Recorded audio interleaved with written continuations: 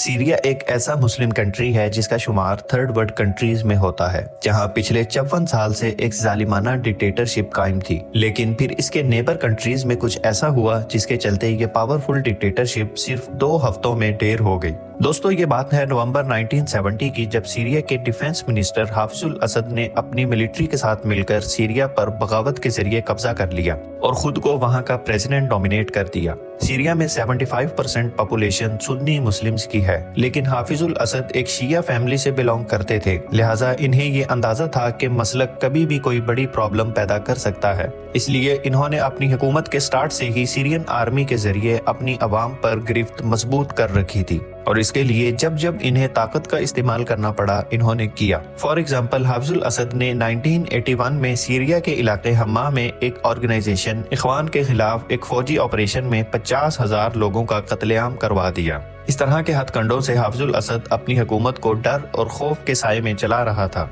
इसके 2 बेटे थे, बड़ा बेटा बासिलुल असद और छोटा बशारुल असद।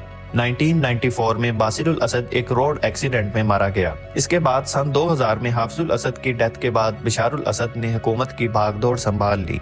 बशार यूके से तालीमी याफ्ता एक आई स्पेशलिस्ट है, इसलिए बशार को डॉक्टर भी कहा जाता है। बशारुल असद ने लंदन में ही शादी की। इसकी बीवी का नाम अस्मा है, जिसका ताल्लुक सीरिया की एक सुन्नी फैमिली से है। दोस्तों, बशार यूरोप से तालीमी याफ्ता था, लिहाजा इसने शुरू में बहुत से दावे किए कि ये लोगों की भलाई के लिए काम करेगा और डेमोक्रेसी लेकर आएगा, लेकिन ये सब नारों की हद तक ही था। दोस्तों, इस डिक्टेटरशिप के दौरान एक खौफनाक सिविल वॉर लड़ी गई, जिसमें लाखों लोगों का कत्लेआम हुआ और यही सिविल वॉर आगे जाकर 2 सुपर पावर्स की प्रॉक्सी वॉर में तब्दील हो गई। सन 2006 से 2010 तक सीरिया में बारिशें न होने की वजह से एक कहत जैसी सिचुएशन पैदा हो गई और सीरियन लोग जो पहले ही डिक्टेटरशिप से तंग थे, अब इन्हें खाने पीने की चीजों के लिए भी बहुत प्रॉब्लम्स आ रही थी। इसके अलावा सीरिया के पड़ोसी ममालिक ट्यूनिस, लीबिया और मिस्र में डिक्टेटरशिप्स के खिलाफ बहुत ज्यादा प्रोटेस्ट चल रहे थे, जिनके नतीजे में ट्यूनिस के रूलर बिन अली को अपनी कुर्सी छोड़ना पड़ी। मिस्र के हुस्नी मुबारक भी इक्तदार छोड़ गए और लीबिया के कर्नल कजाफी को तो अवाम ने तकरीबन मार ही डाला था। ये सब देखने के बाद सीरियन लोग भी जोश में आने लगे और देखते ही देखते सीरिया में भी बशारुल असद के खिलाफ प्रोटेस्ट होने लगे। एक दिन सीरिया के इलाके दारा में एक 15 साला बच्चे मुआविया ने जोश में आकर दीवार पर एक जुमला लिख दिया, नेक्स्ट योर टर्न डॉक्टर, यानी डॉक्टर अगला नंबर तुम्हारा है। फिर क्या था, ये तहरीर जंगल में आग की तरह फैली और दारा के सिक्योरिटी चीफ नजीब तक जा पहुंची, जो कि बशारुल असद का रिलेटिव था। फौरन इन्वेस्टिगेशन स्टार्ट हुई और टोटल 15 बच्चों को अरेस्ट किया गया, जिनमें मुआविया भी शामिल था। इन बच्चों को बहुत ज्यादा टॉर्चर किया गया, इन्हें करंट लगाया गया और इनके नाखून तक उखाड़ दिए गए। और जब पेरेंट्स ने अपने बच्चों से मिलने की कोशिश की तो इन्हें कहा गया कि अपने बच्चों को भूल जाओ और नए बच्चे पैदा कर लो। इस तरह की बातें सुनकर और ज्यादा लोग सड़कों पर उतर आए और पीसफुल प्रोटेस्ट करके बच्चों की रिहाई का मुतालबा करने लगे। कुछ ही दिनों में ये एहतजाज मुल्क के दूसरे बड़े शहरों अलेप्पो, हमा और यहाँ तक के सीरियन कैपिटल दमिश्क तक फैल चुका था। सीरियन आर्मी ने एहतजाज में शामिल लोगों को भी अरेस्ट करना स्टार्ट कर दिया। इसके बाद तो और भी ज्यादा लोग सड़कों पर निकलने लगे। तब सीरियन गवर्नमेंट को अपनी गलती का एहसास हुआ और अधमरी हालत में बच्चों को रिहा कर दिया गया। लोग बच्चों की हालत देखकर और भड़क उठे और 22 अप्रैल को एक बहुत बड़ी रैली निकाली गई, जिसमें बशार को इख्तिदार छोड़ने का मुतालबा किया गया। अब की बार लोग भी बहुत गुस्से में थे और सीरियन आर्मी पर पथराव करने लगे और जवाबी कार्रवाई में लोगों पर गोली चला दी गई, जिसके नतीजे में 2 लोग मारे गए। अगले दिन इनके जनाजों पर हजारों लोगों ने शिरकत की, लेकिन सीरियन आर्मी ने एक बार फिर अटैक किया और मजीद 100 के करीब लोग मारे गए और ये सब सिर्फ एक प्रोटेस्ट रोकने के लिए किया जा रहा था। तकरीबन 1 माह में 1000 लोग पुलिस और आर्मी की गोलियों का निशाना बन चुके थे और यही वो टाइम था जब सीरिया में सिविल वॉर का आगाज हुआ कुछ यूं कि सीरियन आर्मी के कुछ ऑफिसर्स और सिपाहियों ने अवाम पर गोली चलाने से इनकार कर दिया और प्रोटेस्टर्स के साथ मिल गए और हथियारों से उनकी मदद करने लगे। इसमें 2 लोगों ने अहम किरदार अदा किया, एक रियाजुल असद जो सीरियन आर्मी में एक अहम ओहदे पर था और दूसरा महरूम जो कि सीरियन एयर फोर्स से ट्रेंड था। इनके आने के बाद इस सिविल वॉर का नक्शा ही बदल गया। ये 15-15 लोगों के ग्रुप्स बनाते और हथियारों के साथ सीरियन आर्मी के खिलाफ गोरिल्ला कार्रवाइयां करते, स्पेशली दमिश्क और दूसरे बड़े शहरों में।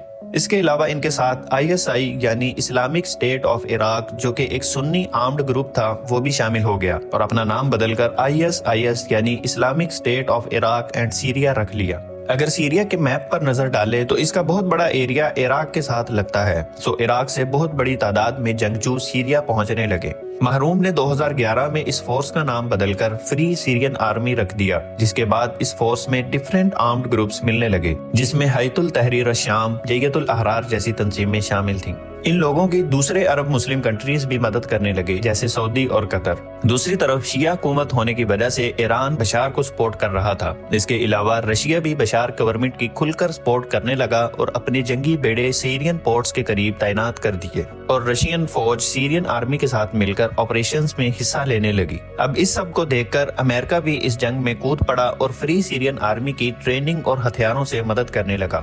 نارتھ سیریا میں کرد پاپولیشن ہے جو کہ ترکی بارڈر تک پھیلی ہوئی ہے۔ وہ ترکی اور سیریا میں اپنی آبادی والے حصے میں ایک الگ ملک کردستان بنانا چاہتے ہیں، اور موقع ملتے ہی وہ بھی فری سیرین آرمی کی سپورٹ میں آ گئے، جس سے سیرین عوام کو مزید طاقت ملی۔ 2012 تک ٹوٹل 4 طاقتیں اس لڑائی میں شامل ہو چکی تھیں۔ ایک فری سیرین آرمی، دوسرا بشار رجیم، تیسرا دوسرے ممالک جن میں ایران اور رشیا بشار کے ساتھ تھے، اور US اور عرب ممالک فری سیرین آرمی کی مدد کر رہے تھے، اور چوتھی طاقت کرد لوگ تھے۔ ترکی بھی کردوں سے خطرہ محسوس کرتا تھا، کیونکہ کرد سیریا کے ساتھ ساتھ ترکی کے کچھ علاقوں پر بھی اپنی حکومت چاہتے تھے، لہٰذا ترکی نے ان کی بیس پر ایئر سٹرائک سٹارٹ کر دی، اور اس طرح دنیا کی سب سے کمپلیکیٹڈ سول وار چل رہی تھی، جس میں سب کنٹریز اپنے اپنے انٹرسٹ کے لیے لڑ رہے تھے۔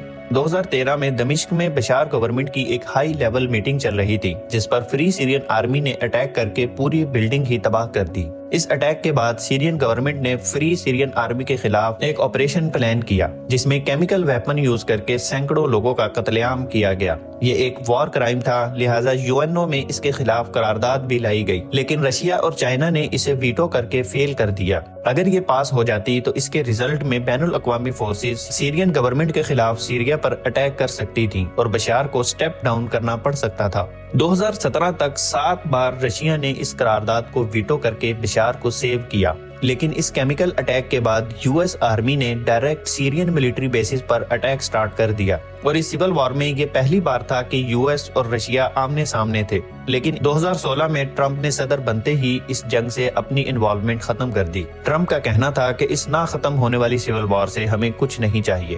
بشار رجیم نے 2017 اور 18 تک اس جنگ پر قابو پا لیا تھا، کیونکہ US کا اس میں انٹرسٹ کم ہو گیا تھا، لیکن ایران اور رشیا کی سپورٹ بشار کو لگاتار مل رہی تھی، اور اس طویل جنگ میں 4 لاکھ کے قریب لوگ مارے جا چکے تھے۔